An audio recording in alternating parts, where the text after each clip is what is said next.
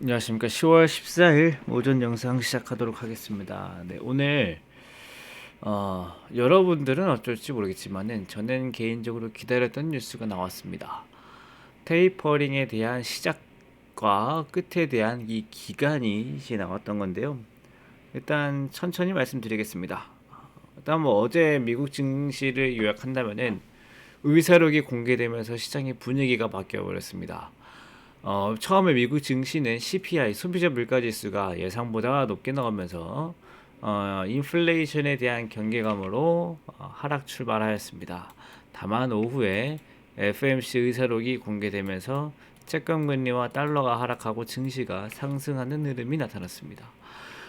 그러면은 이 시장의 흐름을 바꾼 FMC 의사록은 완화적인 발언이나 뭐 이런 게 나온 게 아니고요.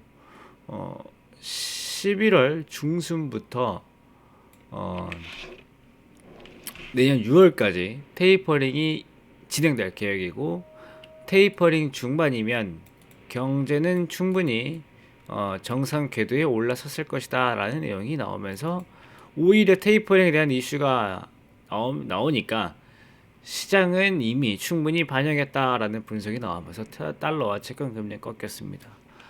제가 지난주 지지난주 말씀드리면서 현재 시장의 가장 마지막으로 남은 악재는 그 테이퍼링이다. 그래서 오히려 테이퍼링에 대한 뉴스가 나오면은 그 부분이 해결될 수가 있다라고 말씀드렸는데, 나왔습니다. 그냥 나와버렸어요. FOMC에서 날짜가 나와버렸습니다. 정확한 날짜가 아니지만 11월 중순부터 6월까지 라는 내용이 나와버렸습니다. 그래서 오히려 시장은 거기에 대한 뭐 우려로 채권 금리도 막 급등해 버리고 막 증시가 상승 하락하고 막 달러 급등하고 그랬는데, 나오니까 오히려 이벤트 소멸로 다 분위기가 바뀌어 버리죠.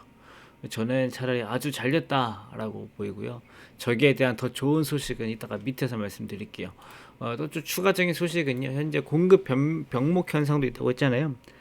미국의 롱비치 항구에서 배가 만 60척, 70척씩 하역을 못하고 바다에 둥둥 떠다닌다라고 말씀드렸었는데, 그 부분을 어떻게 해결할 수 있을까 해서 미국의 백악관이랑 여러 뭐 월마트를 비롯한 여러 대기업, 유통 대기업들이 이제 온라인으로 미팅을 할 거다라고 합니다. 그래서 이거를 좀 잘 풀어나갈 정도로 이제 할 것으로 보이니까, 거기에 대한 기대감도 시장의 반등에 영향을 좀 줬고요.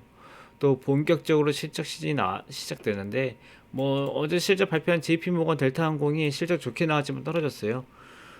이유는 그 JP모건은 소비자 대출이 좋지 않았고요. 항공주들은 유류비, 지금 기름값이 너무 비싸가지고 4분기에는 좀 실적이 안 좋을 것 같다라는 얘기가 나오면서 하락을 했고요.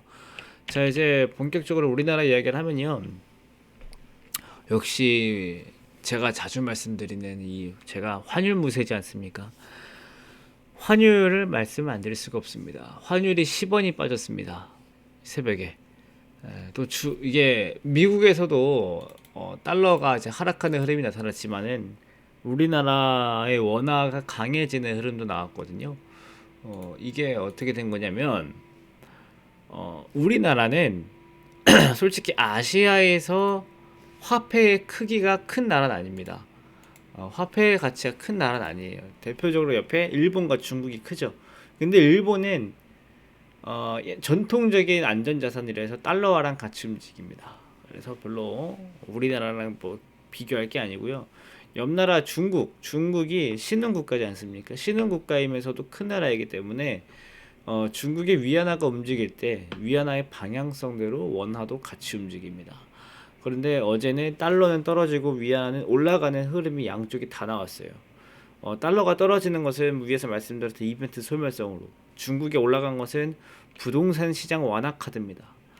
헝다그로 때문에 요즘 부동산 말이 많지 않습니까? 그래서 부동산 시장에 뭔가 긴축적으로 유동성을 줄이지 않고 오히려 유동성을 푸는 정책을 내놓겠다라고 나오면서, 오히려 이런 헝다 상태를 여기서 딱 끊고 앞으로 중국의 부동산에 대한 신뢰를 좀 회복할 수 있을 만한 이런 사건을 만들면서 위안화의 가치는 올라갔습니다.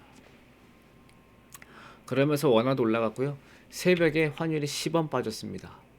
어, 새벽에 환율 흐름을 살짝 보여드리면요, 이렇습니다. 1198원에서 1186원까지 이렇게 내려왔어요. 12원 빠졌네요. 이렇게 급하게 빠졌고요. 뭐 어제 밤부터 따진다라고 하면 한 8원 정도 내려왔어요. 8원에서 10원 정도 내려왔습니다. 제가 최근에 그런 말씀 드렸습니다. 환율 투자하기 이미 늦었다. 환율은 1100원 초반대, 1100원 깨질 때 달러를 사는 거고, 1200원 넘은 상황, 1200원 근접하는 상황에서 달러를 살 필요 없다라고 말씀드렸는데, 이 환율도 이렇게 급하게 빠집니다. 이렇게 급하게 빠지고, 이러한 또 거시적인 분위기, 거시라는 것은 뭐 금리를 기반으로 한 시장을 이야기를 합니다. 이런 분위기가 전환되면서 오늘은 좋은 영향 받을 것으로 보이고요.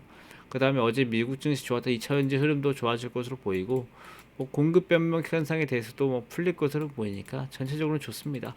그리고 오늘 옵션 만기일에 걱정하는 분 계시는데요. 옵션 만기일 때마다 걱정하시는 분은 매달 한 번에 한 달에 한 번씩 걱정하셔야 돼요. 네, 그때마다 걱정할 필요 없어요. 안 그래도 걱정할 날 많은데 굳이 또 걱정할 날을 정해서 할 필요 없고요. 오늘은 그 최근 흐름이 또 워낙 변동성이 컸기 때문에 그 변동성을 이제 다시 줄여가는 청산 매매가 좀 이루어질 것으로 보이고요. 뭔가 이제 큰 흐름은 없을 것 같고, 옵션 만기의 특징은 시장이 한 달 내내 변동성이 없었다면 오히려 변동성을 키우는 영향을 해주고요. 한 달 내내 변동성이 컸다면은 거기에 대해 또 청산이 나오면서 변동성을 줄여가는 흐름이 나옵니다. 너무 걱정 안 하셔도 돼요. 뭐 옵션 만기일 때 뭐 사람들이 매도 포지션이니 매수 포지션이니 그 걱정 안 하셔도 됩니다. 정확하게 판단할 수 없을 뿐더러 그걸로 판단할 수도 없습니다. 그걸로 판단할 수 있으면은 우리나라에 머리 좋으신 증권사 여러 애널리스트 분들께서 그것만 분석한 다음에 시장 방향성을 제시할 거예요. 근데 그렇지가 않죠. 그런 기사 본 적 없으시잖아요. 그런 거 걱정하지 마시고요. 청산으로 좀 더해지면서 뭐 좀 수급적으로 오히려 좀 더해질 외국인의 이 환매수 때문에 매수세가 더 붙을 수도 있다라고 저는 판단을 좀 합니다. 자, 그러면은 오늘 밤에는 또 이제 모건 스탠리, 뱅크 오브 아메리카, 웰스파고 실적 나오고, 또 특별한 것은 없습니다. 이 정도만 보시면 좋을 것 같고, 오늘 비교적 좋은 분위기 나타날 수 있을 것 기대하면서 시장 들어가겠습니다. 오늘도 파이팅 하시고요. 저희 또 오후 때 뵙겠습니다. 감사합니다.